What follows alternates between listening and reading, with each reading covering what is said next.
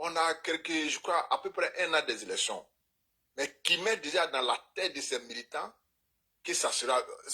Ils vont lui voler sa victoire. Mais ce monsieur-là, vous allez le mettre sur la liste. Mais c'est pour revivre encore les mêmes tensions. La campagne même ne sera pas menée à bon port. Les élections, lors des élections, il va avoir les troubles. Après les élections, il y aura les troubles. Donc, mieux vaut, moi en tout cas, mieux vaut l'écarter parce qu'il n'est pas éligible. Et ils sont conscients que le monsieur a une condamnation sur sa tête. Partout au monde, la règle, c'est la même. Donc, pour moi, je n'ai pas à long. Si les autorités ont suivi ça, là, c'est pas pour les manipuler. Comme le frère l'a dit, là, il faut faire respecter la loi.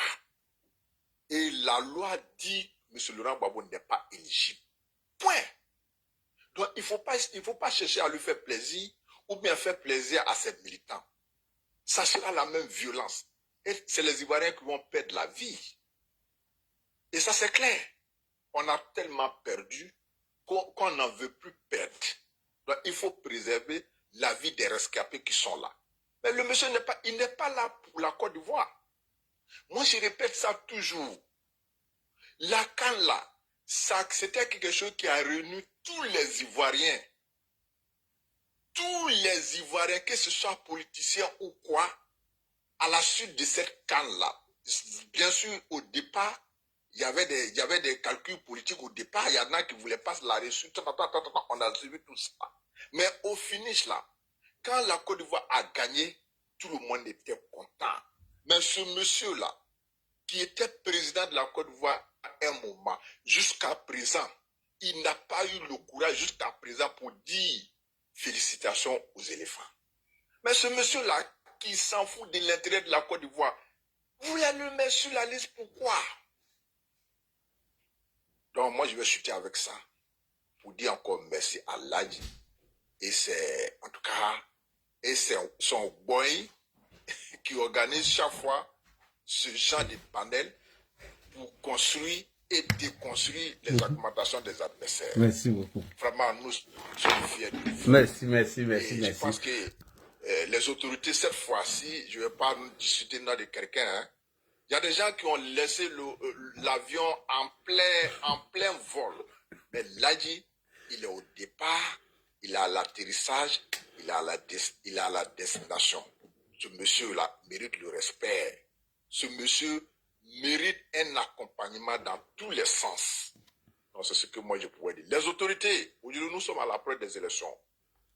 Nous sommes vos militants, mais ceux qui portent vos voix, ceux qui font passer les informations, qui déconstruisent les opposants, qui montrent ce que vous êtes en train de faire en Côte d'Ivoire, c'est des gens comme les Ladji Chérif. Et ceux-là méritent d'être valorisés. Et ça, sur ça, je vais chuter pour vous dire encore merci. Et vous allez donner la parole à d'autres personnes. Ok. Moi, je vais maintenant, moi, je vais... ok, je prends 30 secondes, Karim, avant que tu prends la parole. Vous voyez, cette vidéo, je sais que les jeunes de PPAC, messieurs, pourquoi Gbagbo a tenu ce discours-là? En réalité, il les faisait croire que lui, il va gagner les élections, si jamais il participe à ces élections-là. Mais que les jeunes doivent voter massivement. Ce qui veut dire, si on vote massivement, lui, Gbagbo, sa victoire assurée. Alors qu'il a toujours fait. Alors que c'est sa stratégie qu'il a toujours préparé ses militants à les faire descendre dans les rues pour faire croire que lui, il a gagné, on l'a volé. En 90, je vous ai montré le discours qu'il a tenu pendant son meeting pour dire qu'ils vont truquer les élections. Et c'est lui-même, ces cadres qu'on a trouvé des urnes dans leur chambre, qu'ils avaient déjà volé des urnes. En 2000, vous avez écouté le dernier discours face à Guy Robert. Il a dit que c'est pas Guy qui va faire, c'est pas Guy qui va voler sa victoire, mais que ce sont des gens qui sont autour de Guy Robert qui vont voler les élections. Il faut que Guy pense à Milosevic et à Wad. Donc, il ne faudra pas que Guy s'aventure dans ce chemin-là. Sinon, il va quitter le pays comme Milosevic. Ça veut dire quoi? Que même si Guy gagnait, Gbagbo allait vers les gens dans les rues. Et il a fait. Gay Robert a dit quoi? Que des gens qui ont voté à Bobo, à Adjamé, à Koumassi, Makori et autres, Babou les a convoyés dans un autre temps, 19 cars, pour aller voter encore, où? À Lakota d'Ivo et Gagnoa. Mieux, ils ont fait des faux procès verbaux. Mieux, il y avait 250 résultats qui devaient être proclamés. Déjà, on était à 133. Le reste a annoncé sa victoire et puis il a mis les gens dans les rues. Et c'est comme ça marche toujours. Donc, il fallait que je montre cette vidéo à cette jeunesse qui veut manipuler aujourd'hui. Et ils le disent dans leurs documents. Ils disent tout changement est possible à condition qu'elle se fait dans le sang. De vous à moi, il n'y a pas besoin de prendre Bic pour écrire. Donc, ce monsieur est toujours dangereux. Il n'a jamais changé. Donc, le mettre sur la liste électorale, aller compétir, c'est un danger.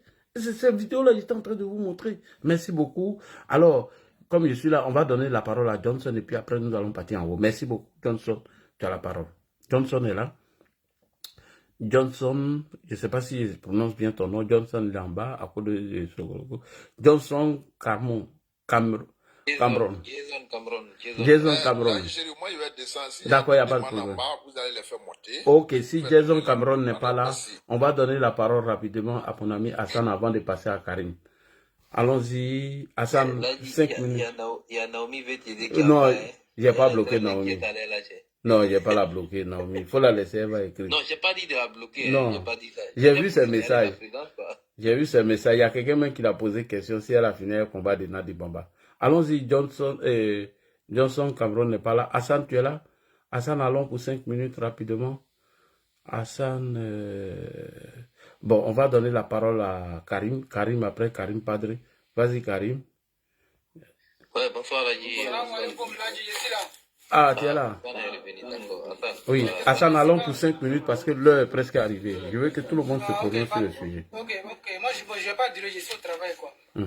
En fait, la tante, là, on doit la juger. Elle n'a pas pitié. Elle veut tuer les messieurs, là, sincèrement dit. On doit la juger, sincèrement dit. On doit juger. Mais quand j'ai vu la vieille, là, aujourd'hui, là, elle n'a pas pitié, sincèrement dit.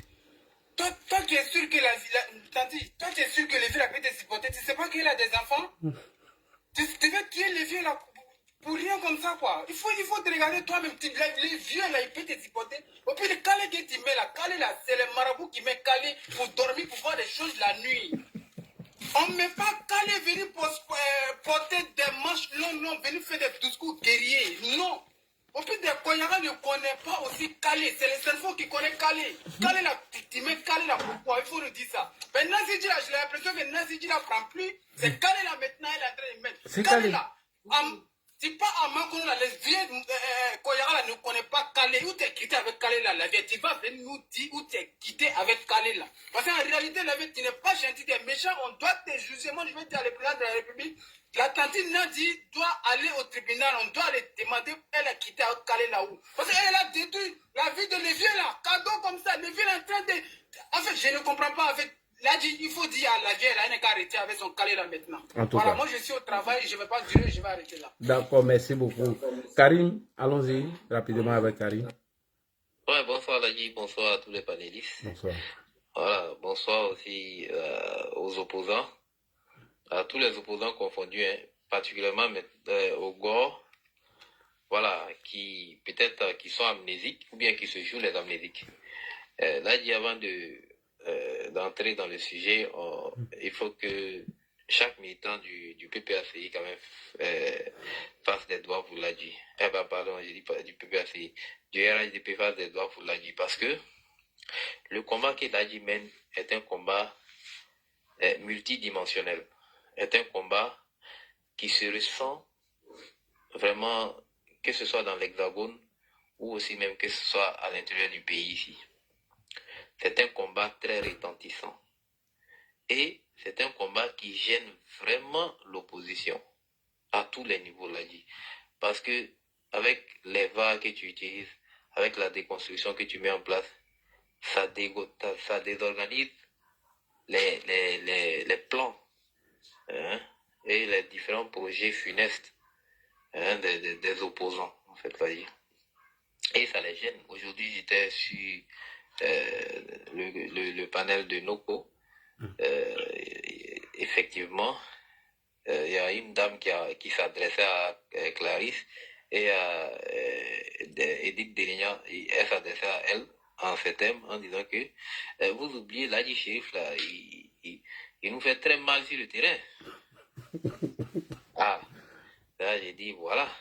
Mais en fait, Nokbo et puis Delignan l'ont insulté pour dire que mais, nous on s'en fout de l'Adi, on dit mais parce qu'elle elle était en train de parler de Nadi Bamba, de l'effet que Nadi Bamba a sur le président Laurent Gbagbo, qui lui fait perdre la tête en quelque sorte. Voilà, donc pour dire quoi? Que le combat que tu mènes est un combat qui est noble, c'est un combat qui agit sur les stratégies malversantes, hein, en quelque sorte, du PPACI ou même de l'opposition en général pour saper la conscience des gens quand même qui sont de bon augure. Vous voyez. Sinon que là dit, quand on observe bien, M. Laurent Gbagbo a toujours été dans une logique de malversation, toujours. Il n'a jamais reconnu sa défaite. Il n'a jamais pris une posture légale pour atteindre ses buts. Il est toujours passé par la boulangerie, par la farine, pour, je peux dire, détourner les gens de la voie principale. Et il a une meilleure manière de le faire. Il utilise ce qu'on appelle dans le langage le sarcasme. Le sarcasme, c'est l'art de dire les choses. C'est-à-dire que l'art de dénigrer les choses, pendant qu'en réalité, ces choses-là ne sont pas même vouées au dénigrement. C'est-à-dire qu'aujourd'hui, quand il dit, par exemple, quand il utilise les termes, par exemple, quand il dit, vous-même regardez en Côte d'Ivoire, si c'est pas la fraude, c'est-à-dire que c'est comme si il salissait à travers ses propos et en même temps il appuie maintenant son sarcasme avec un rire de dénigrement. Vous voyez, tellement que lui-même il sait que ce qu'il dit est faux. Ah, mais des gens qui fraudent, ça dit qu'ils ne vont pas arranger le pays, n'est-ce pas, Ladi? En tout cas. C'est un contraste ce qu'il est en train de dire, c'est paradoxal ce qu'il dit. Des gens qui fraudent seront toujours dans une logique de frauder, ils ne vont rien faire, ils vont toujours... C'est comme ceux qui sont nos amis de l'AIS aujourd'hui, c'est eux qui fraudent. Parce qu'ils sont toujours là en train de tromper la population, dire ce qui n'est pas, pendant que la population est en train de souffrir. Or, avec le docteur Alassane Ouattara, c'est pas ça. C'est du concret, c'est du visible. C'est pourquoi lorsque l'opposition organise aujourd'hui une marche ou bien une manifestation, c'est pour tout partout. Parce que le président Alassane Ouattara a habitué les Ivoiriens, même qui ne veulent pas de lui, il les a habitués à voir le concret. Le concret qui ne relève pas de l'ordre seulement de l'abstrait, non, du visible et du touchable. Le président Alassane Ouattara, c'est celui-là qui arrive à convaincre ses ennemis par le travail bien fait, par le travail méthodique. Il est très méthodique dans ce qu'il fait, Ladi Chérif. Tout comme toi d'ailleurs, Ladi. Tu es méthodique dans ce que tu fais. Tu n'affirmes pas les choses comme ça. Même quand tu dis quelque chose, tu appuies ces choses-là avec des var, avec des choses concrètes.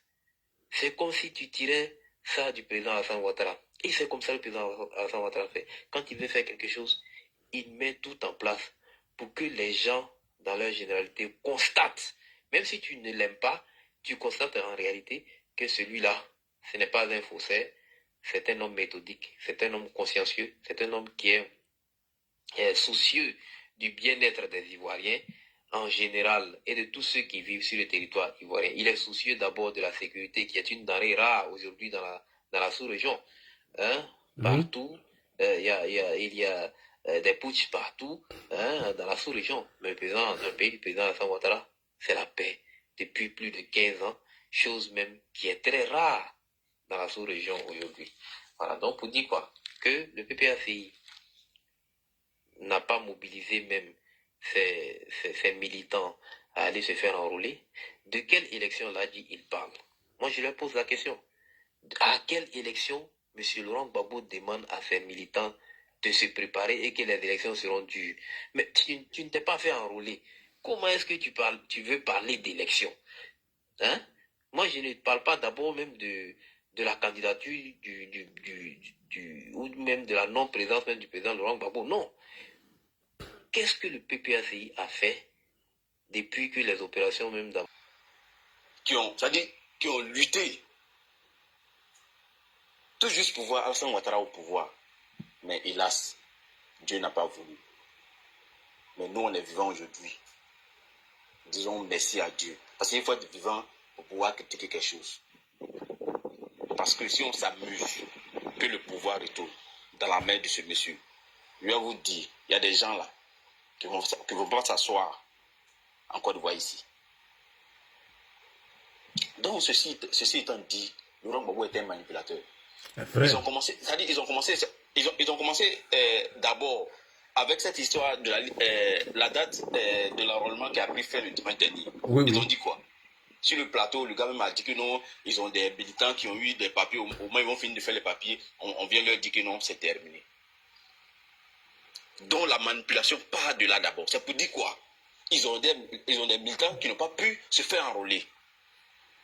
Maintenant, eux disent à chaque instant, on a qu'à appliquer la loi du le code électoral qui dit que chaque année, on doit faire l'enrôlement des gens. Or, ce même code électoral dit, quand quelqu'un est condamné là, il ne peut pas être candidat. Arrivé sur ce côté, ils disent que non, ils parlent de humanisme. Vous voyez, ils disent là, appliquons la loi du code électoral. Après, de l'autre côté, ils trébuchent là-dessus. Ça peut dire quoi? Laurent Gbagbo ne va jamais changer. Quelqu'un même qui n'arrive même plus à bien parler, sa langue est devenue lourde. Hein? En 2010, ou bien ce qu'il n'a pas pu faire depuis 2000 jusqu'en 2010, c'est maintenant où Laurent Gbagbo même n'a pas, ça dit toutes ses capacités de bien marcher. Il va pouvoir faire quoi encore? Lui là, quand tu as tapé ton pied derrière le Gbagbo, il va fuir ou bien il va tomber. C'est fini pour lui. Laissez-nous comme ça. Et j'ai dit aux militants du RADP, vraiment, on n'a qu'à soutenir le président Ouattara. Surtout le RADP. Parce que ceux-là, ils n'aiment pas l'être humain. Ceux-là n'aiment pas l'être humain. Donc, ceci étant, je vais chuter par là. En tout cas, en vous remerciant. Merci. Et en faisant des doigts pour vous. Vraiment, vous et votre famille, que Dieu vous protège. Et que Dieu protège toute la Côte d'Ivoire. Voilà, que Dieu donne longue vie à notre président et tout le monde. Amen, amen, amen. On va aller avec Deliadi. Je ne sais pas si je prononce bien ton nom. Je ne sais pas si c'est... Vous avez les noms anglais bizarres. Deliadi ou bien quoi, bonsoir. Il est en haut à côté de Karim. Deliadi est là. Deliadi.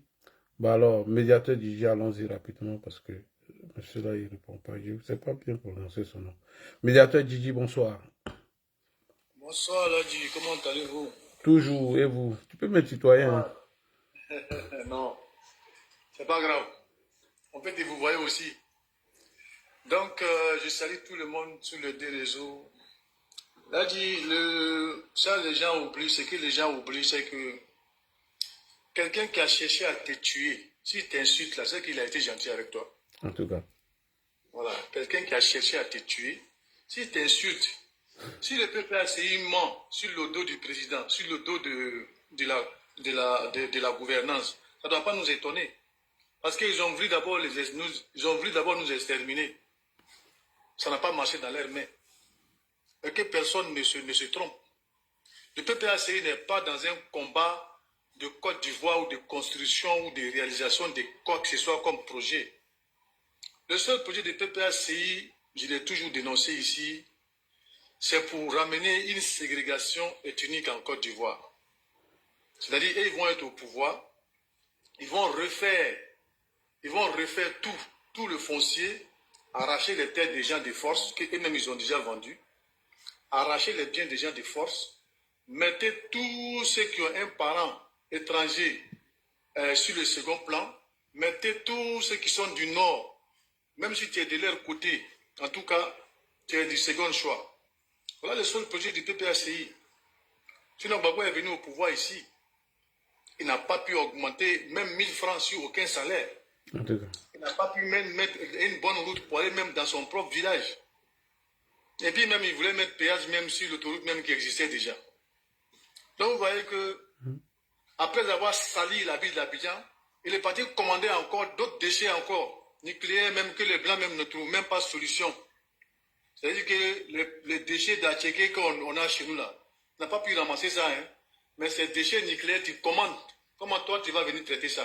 Tu ne sais pas pour venir empoisonner les gens. C'est-à-dire aimer l'argent jusqu'à l'argent sale. Quand tu as dans l'argent le plus sale, c'est l'argent des déchets toxiques. Juste pour encaisser, parce qu'on dit que c'est quelques milliards. Les quelques milliards là, ça allait faire quoi? Quelqu'un qui a géré le budget de la Côte d'Ivoire comme sa poche, il en donne à QV, il en donne à Jacques Chirac, il en donne à des présidents africains, il donne à tout le monde, sauf à les Ivoiriens. Mais quand tu vois certains Ivoiriens sont là aujourd'hui, disent que Gbagbo là, c'est pas pour Gbagbo. C'est leur projet qui est là. C'est pour ça que Gbagbo est parti à l'ouest, il a dit, vous n'êtes pas mort pour moi, vous êtes mort pour la terre. Vous êtes mort pour votre projet que vous avez là. La terre que vous voulez répandre aux gens après avoir vendu pendant des années là. C'est ça les seuls projets du PPACI. Et ils sont prêts à tout pour réaliser cela. Il ne faut pas que les Ivoiriens vont se tromper. Ceux-là ne sont pas dans une affaire de démocratie. Ceux-là, s'ils veulent demain, s'ils peuvent demain, pour rendre la Côte d'Ivoire comme Rwanda, comme Libéria, ils ne vont même pas hésiter une seconde. Pourquoi j'ai dit ça? Une fois, on dit, pour savoir ce qui est dans la bouche, il faut jeter caillou dedans. J'ai causé avec un ami comme ça, un collègue comme ça, PPACI, anciennement Gore. J'ai dit, ah, maintenant ça va, la Côte d'Ivoire, avec la politique du Prado, en tout cas, tout le monde est bien servi, la richesse du pays a été bien partagée, chaque région a eu les belles routes, les goudrons, les infrastructures, les hôpitaux, tout ça. Je pense que les caisses se sont assouplies maintenant. Il dit, si jamais les FPI vient au pouvoir, qu'est-ce que vous allez faire? Il dit, si jamais on vient au pouvoir, ce que la rébellion a fait à nos parents, on va le faire payer aux nordistes. Il dit, mais qu'est-ce que la rébellion a fait à vos parents? Il était bloqué. Il dit, en tout cas, nous, si on vient au pouvoir, c'est affaire de vengeance qui est dans les têtes. Il dit, mais quand on dit que quelqu'un se venge, c'est quelqu'un à qui on a offensé. Mais c'est vous qui avez été les provocateurs de cette crise avec les manipulations diverses de Gbagbo Laurent qui a fait qu'on en est arrivé là. Donc, pour vous dire tout simplement qu'il ne faut pas qu'aucun Ivoirien va se tromper. Le PPACI n'est pas dans une logique de construction et de quoi que ce soit de la Côte d'Ivoire. Eux, ils veulent le pouvoir tout simplement pour jouer les politiques qu'ils ont voulu jouer. Parce qu'il ne faut pas oublier que l'arrivée de la rébellion a cassé quelque chose que beaucoup de gens n'ont pas vu venir. Mais de toute façon, quand tu vis dans la capitale, tu ne peux pas savoir ce qui se passe à l'intérieur du pays. Ce qui s'est passé à l'intérieur du pays, les gens ont appelé les gens pour venir faire la réunion pour leur dire les champs qu'on vous a vendus là, ça vos parents vous ont vendus, ils sont morts, aujourd'hui c'est fini. Vous travaillez pour nous. Vous travaillez, on partage les biens à trois parts, une part pour entretenir la terre, l'autre part nous revient, l'autre part c'est à vous. Si vous ne voulez pas, vous dégagez. Ça, c'est pas ségrégation. Toi, tu vas t'asseoir à la maison dans une république. Quelqu'un a payé quelque chose, il a les papiers, il a tout. Toi, tu vas t'asseoir pour dire que non, parce que c'est tes parents qui ont été primés sur cette terre. Donc, éternellement, c'est à toi. Même si c'est une république aujourd'hui, même si les gens ont des papiers, ça ne veut rien dire. C'est dans cette logique-là ils sont. Quand ils disent maintenant qu'ils ont des électeurs qui ne sont pas encore enrôlés là, c'est faux. C'est le double caractère qu'ils ont pris pour faire double vote là. C'est ce qu'ils veulent remettre dans le jeu. Mais ils ne savent pas que le Prado est plus malin que eux. Aujourd'hui, en Côte d'Ivoire, tu ne peux plus voter sans mettre ton index et puis sans regarder dans l'écran. Ils ont bien fait même d'informatiser, de rendre ça biométrique. Le vote Côte d'Ivoire sera maintenant biométrique pour que personne ne puisse revoter deux fois quelque part. Oui, mais qu'est-ce que tu en dis du discours de Laurent Gbagbo face à la jeunesse de PPACI à Maman? Le discours de Laurent Gbagbo face à la jeunesse de PPACI, je n'ai pas suivi. C'est que tu es arrivé en retard sur le panel. Voilà, il dit qu'ils doivent sortir massivement pour aller voter. que celui qui gagne les élections législatives, présidentielles, pardon, automatiquement, elle gagne les élections législatives. Ouais. Alors qu'en 2000, il a gagné les présidentielles, n'a pas gagné les législatives. Ils étaient obligés d'aller voir le PDCI pour avoir la majorité pour siéger à l'Assemblée nationale. Donc j'ai montré le discours de M. Ouais. Gikawe. Il dit, bon, si on part sur la logique de Laurent Gbagbo, selon ce qu'il a dit devant sa jeunesse, est-ce qu'il a gagné les élections réellement en 2020 en 2000 Puisqu'il Voilà, a ça dit, c'est vrai. puisqu'il a dit devant les jeunes que celui qui gagne les élections présidentielles gagne les législatives. Premier point. Deuxième point, il est venu avec l'histoire de la fraude. Il demande à la jeunesse de sortir massivement pour aller voter, que tout simplement parce que, voilà, on voit la fraude partout, hein, voilà. Alors que ce discours de fraude qu'il annonce même avant les élections, il avait déjà dit ce discours lorsqu'il était en campagne présidentielle face à Oufoué. Et il a dit le même discours encore de fraude lorsqu'il était en campagne présidentielle face à Gueye. Alors la question, n'est-il pas en train de préparer ses militants à une protestation déjà? Puisqu'il a déjà fait dans le passé, en 1990, en 2000, et mieux, celle de 90, d'où il a accusé Oufoué, on a trouvé des urnes volées dans les chambres de certains cadres du FPI. Deuxièmement, Gueye nous a dit qu'il a fait convoyer près de 19 cas de certains de ses militants qui avaient déjà voté à Abobo, à Djamé, c'est-à-dire dans tout Abidjan, et ils sont allés voter encore à La Kota d'Ivo et Gagnoa. Donc, nous sommes sur cette analyse, comme tu viens d'arriver en retard. On aimerait maintenant connaître ton avis sur ça. Merci beaucoup parce qu'il est presque là.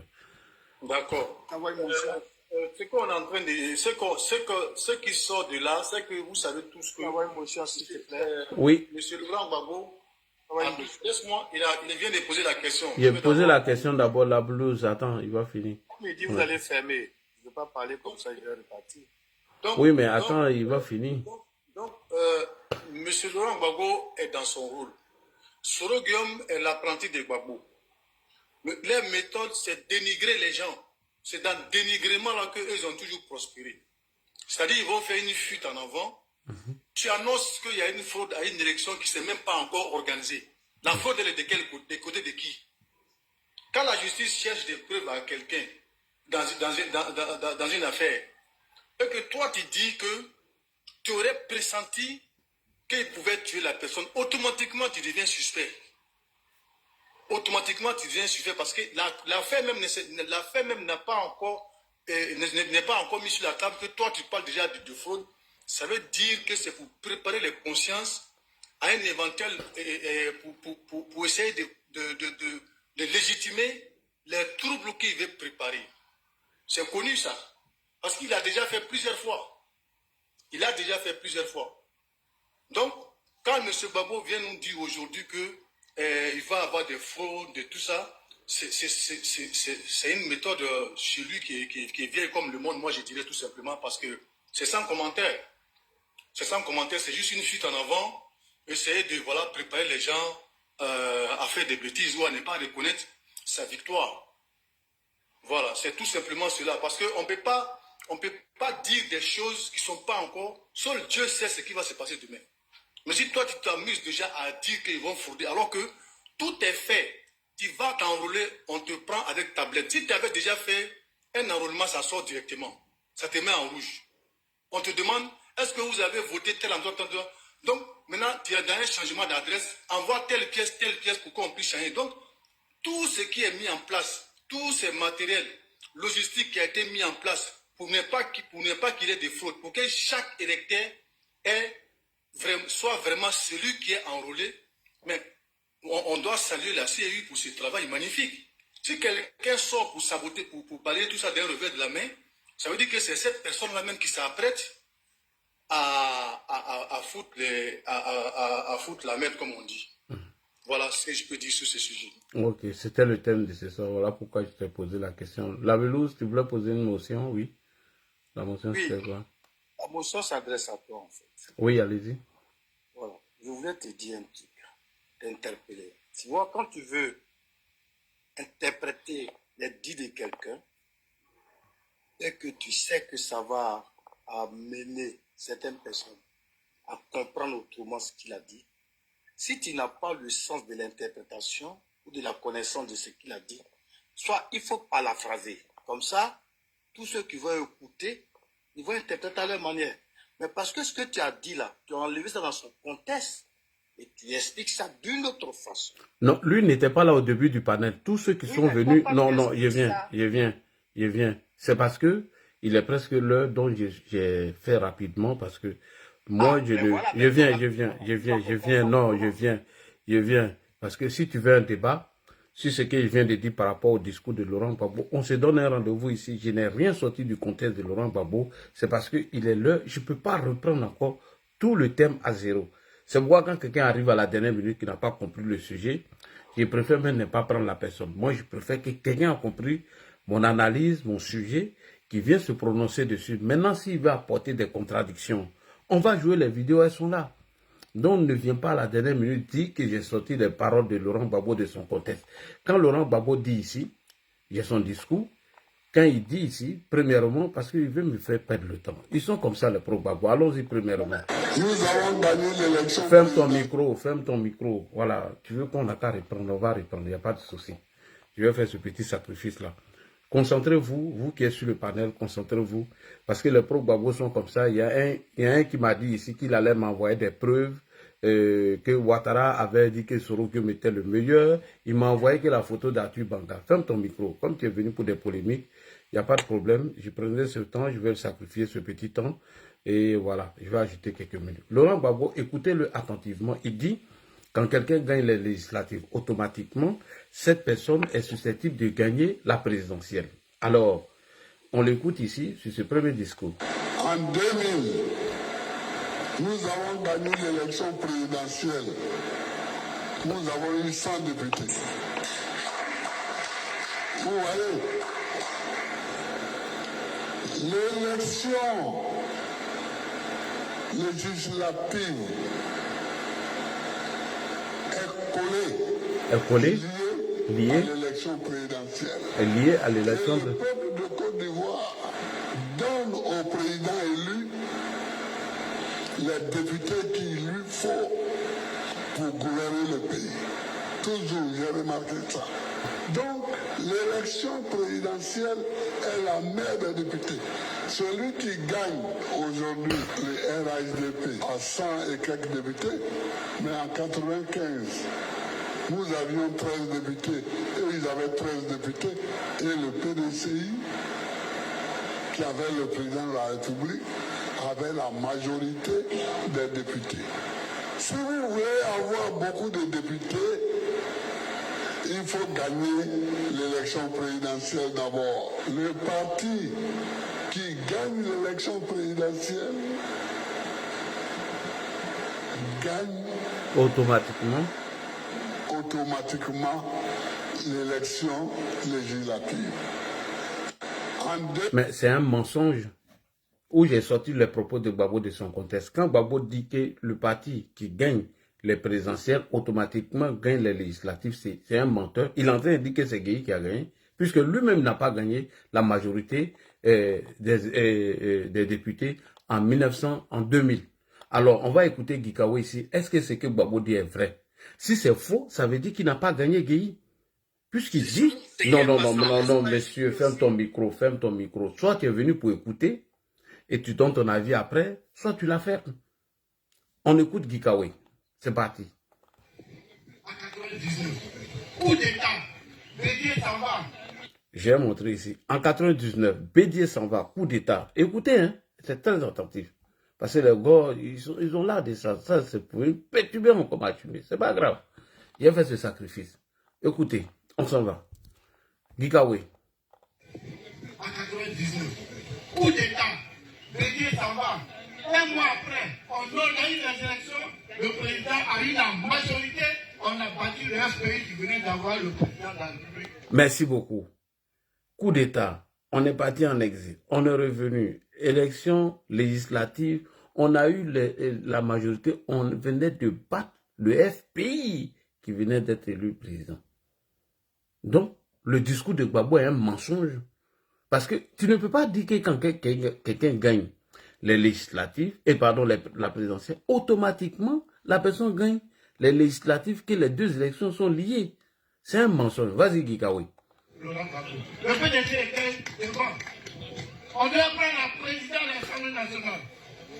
Babo est parti voir Forogo, Ali, Jean Konabani, Père Sonam.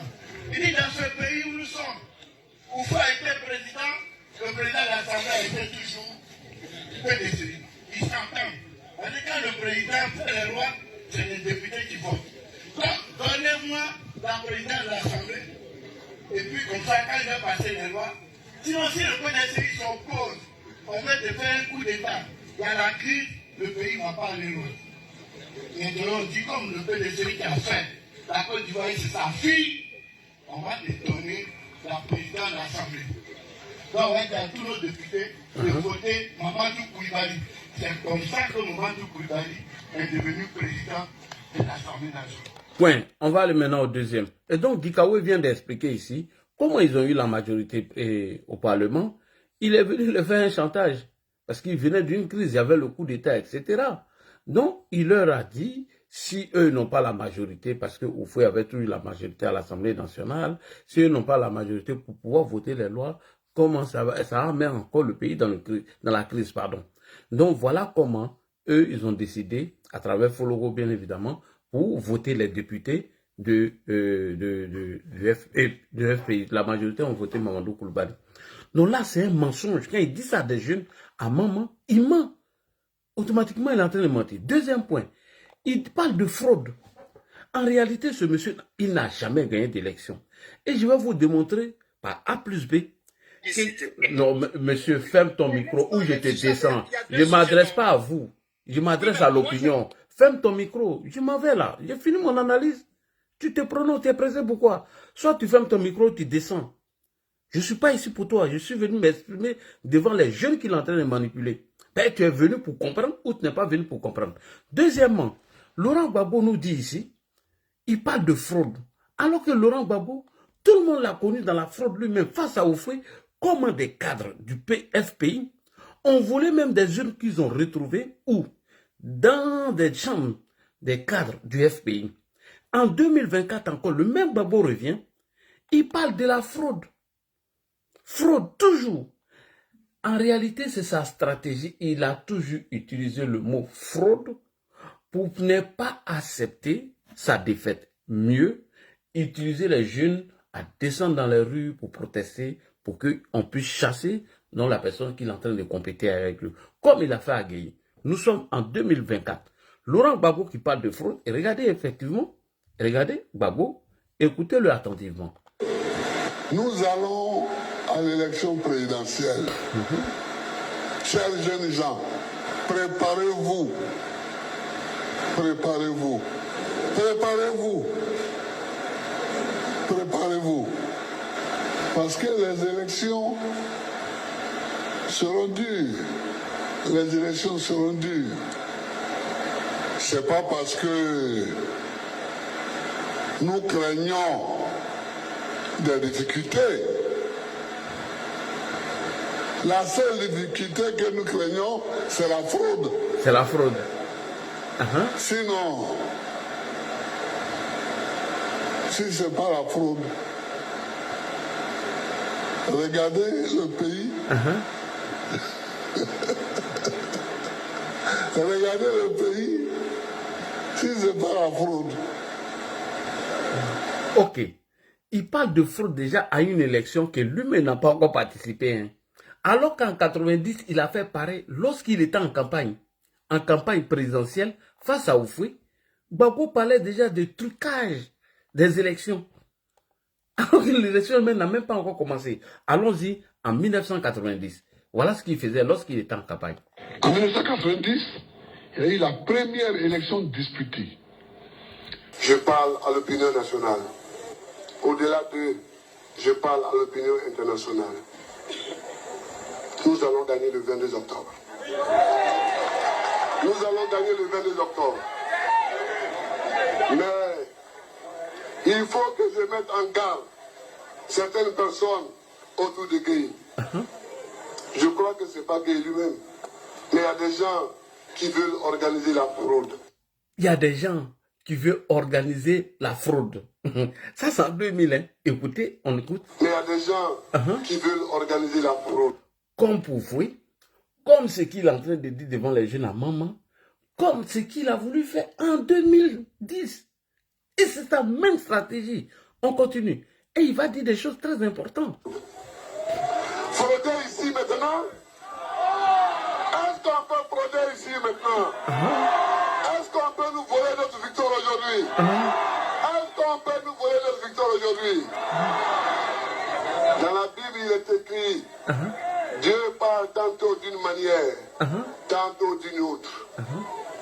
Dieu a indiqué clairement à Gueye les voies à suivre. Il a donné l'exemple du Sénégal, où Abdou Diouf, quand il a été battu, il a téléphoné à Wade, il a dit oui, tu as gagné. Et Wade a pris toutes les précautions pour que Diouf soit protégé. Et Diouf vit aujourd'hui en paix.